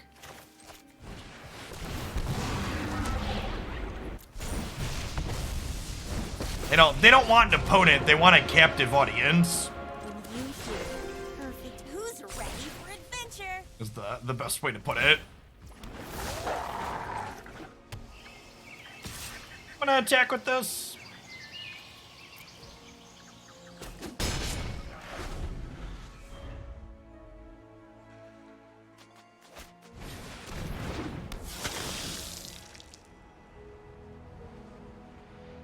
So I'll draw a card here. Oh. Huh. I guess this gives them the blocker, sure. Alright, which dungeon do we start in next, chat? I think we start generating some card advantage with down ticks here. Thanks for the 20 months, Jack Fury. Welcome back. With the other Varis drawn to hand here, we can trade this for this with the Nadaar pump. And then have another one to play as a follow-up, which is nice. I really wish this card could trigger more than once per turn. Like that would have been a buff I would have really liked to see. Letting this trigger more than once per turn I don't think would have broken this archetype, but it would have increased it in power level a meaningful amount. If you're out there, Watsy, that's a buff for the future.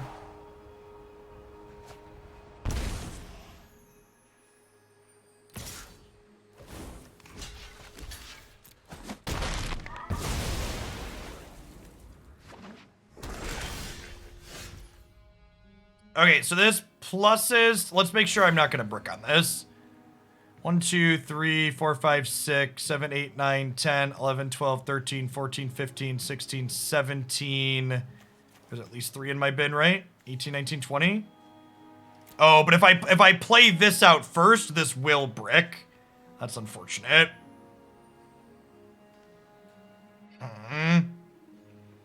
To captain or not to captain? I think I just need to captain first.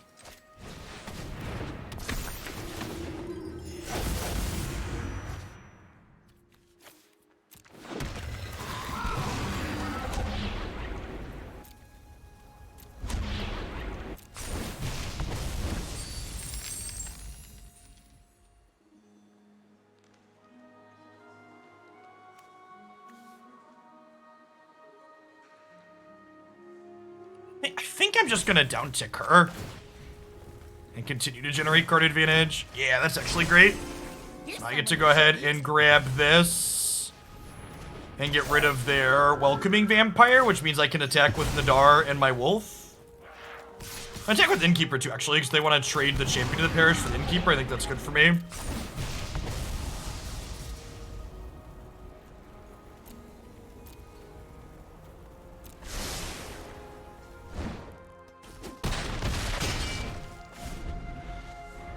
We are doing it. Mom, get the camera, Mom! I'm venturing into a dungeon! Ellywick, get the camera! We're going on an adventure!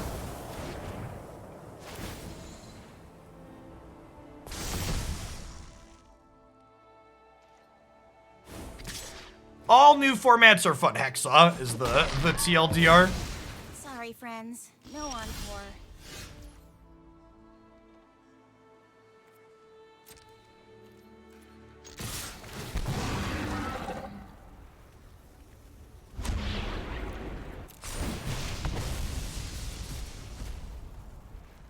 That's a sick beat. Get both of them.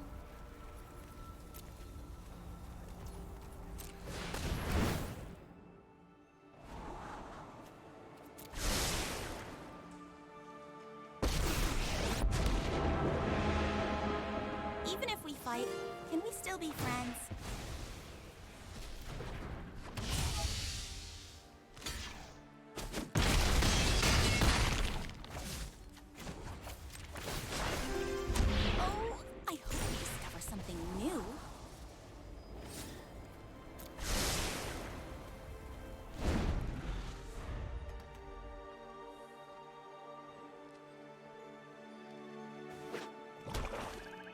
All right, we're going to a game 3, Chip. It definitely feels like we're the beatdown in this matchup.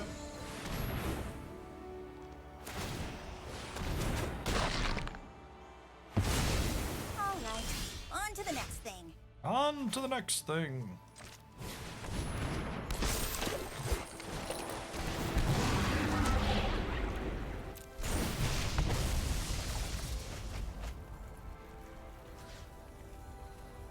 That's actually lethal, right?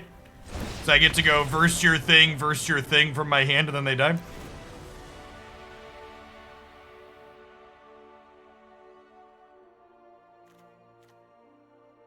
Their Henrique is so important. Maybe I am supposed to have some stances. I don't know. Maybe it's like an Ellywick out on the draw and an extra stance in. Since Ellie's a little slow if we're not in the play.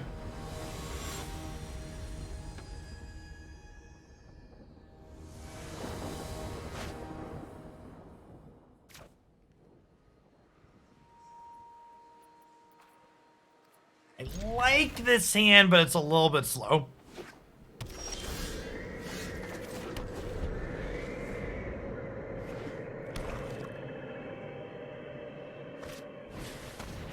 I mean, we played 2 other people for almost an hour in between this match and the previous one against them. And Cunio's playing a different deck now. I actually don't mind repairs if like at least one of us is playing a different deck in between. It basically counts like a new match. Especially when we get to play against a good player like Cunio.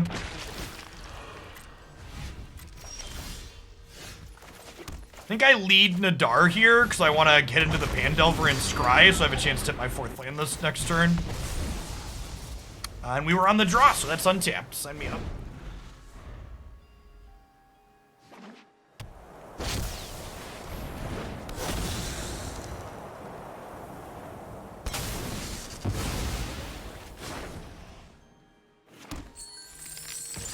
I don't think our creature count's that low, but our deck plays long games with big boards, which makes you more likely to miss if you go too low on creatures.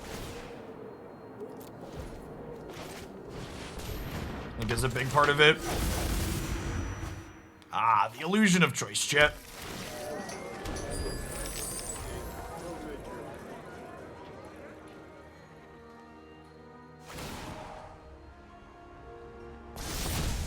Yeah, putting banned cards in the key to the archive feels like it was a suspect choice. I don't know that I'm a fan of that particular decision.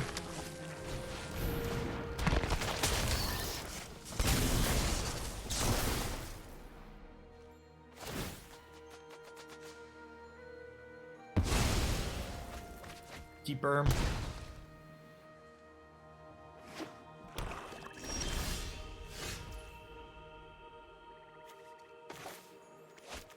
Well, I think the generating not in standard cards is good and fun. I think the cards like Time Warp specifically should be used more sparingly, though. I don't think I Nadaar this turn. I won't even complete the dungeon if I do. I guess if I Nadaar, I can put a 1/1 counter on this, which maybe lets me save stance for later.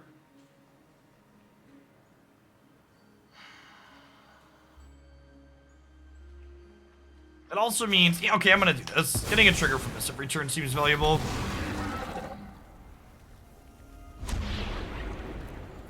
Also makes me a goblin token to chump a Fellstinger with to gain a little bit of life.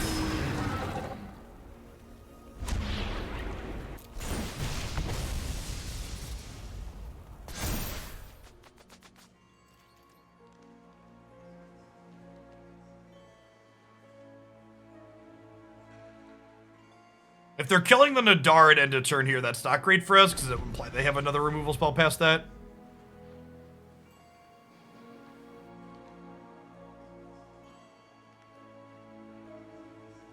Nah, I think threatening the Henrique is better than threatening the Fellstinger.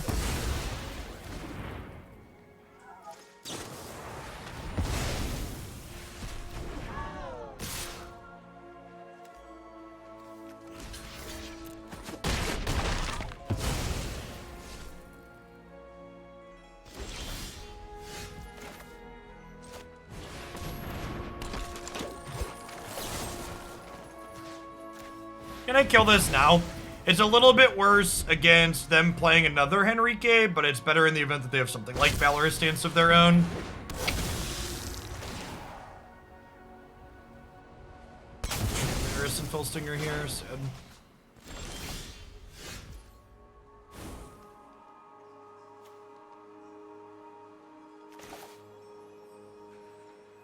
Okay, Ellywick and plus...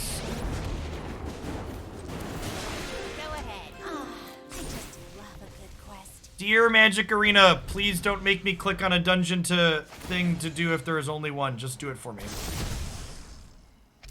Thanks. I'll show you the power of music.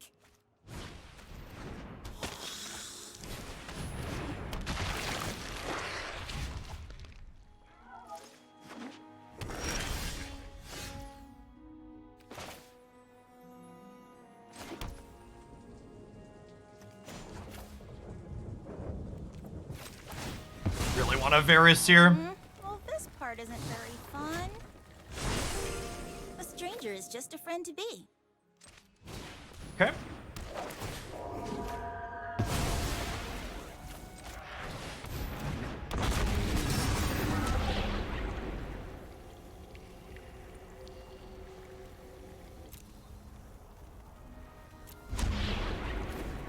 Think we're supposed to Mad Mage again here. It could be right to Pandelver for more short-term value, though.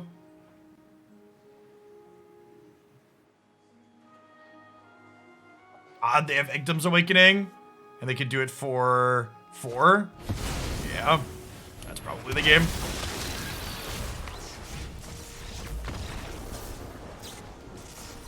I think this match was like the only one of our losses in this set that didn't feel particularly winnable.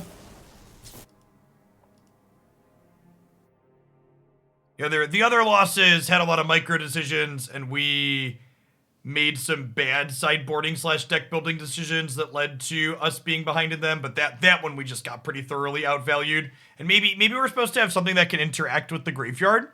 Leer was kind of annoying for us too. Are there any playable cards that like incidentally interface with the graveyard that we could be playing? Soul Guide Lantern's out. There's that other artifact, right? It's tough to play creatures that you don't hit with Inquisitor, right? Yeah, things like Go Blank and the other one. Like, that's not really a Go Blank matchup, though, right? The creature matchup. The core of this felt fine. Forsaken Crossroads was honestly probably the biggest upgrade for the deck. Like, the 3-color mana base always felt a little bit awkward. And this went a long way towards smoothing things out. Captain was fine, but Captain was fine. Yeah, Trespasser's probably a card that could be reasonable to play. That's pretty good into the control decks too, because it doesn't clear to spot removal. I think I like that suggestion. Maybe a couple of Trespassers in the board. Like a card that, like, incidentally is graveyard hate, but it's also, like, a decent card, and it plays with Inquisitor Captain, so... Yeah, I like that. I like that suggestion. Honestly, what could be worth trying, too, we don't have that many 4s, and, like, we have, what, 22, 20... This is 24 lands plus these. I could possibly see it being correct to play less accelerants. Like, Lotus Cobra was kind of whelming this set. I could honestly see it being correct to just, like, play the Trespassers in the main deck, or, like, play some Skyclave Apparitions in the main deck, depending on what you want to hedge, and just do that. Because those 26 creature hits. Because this is just, like, a pretty generically reasonable card overall, right? Like, it gains you life, it's good against spot removal. Yeah, and the idea for Lotus Cobra, like, it's a card that ramps us to 4 ahead of curve.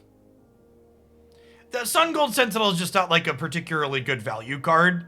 I think this is better at being incidental graveyard hate for us than the Coven Creature would be.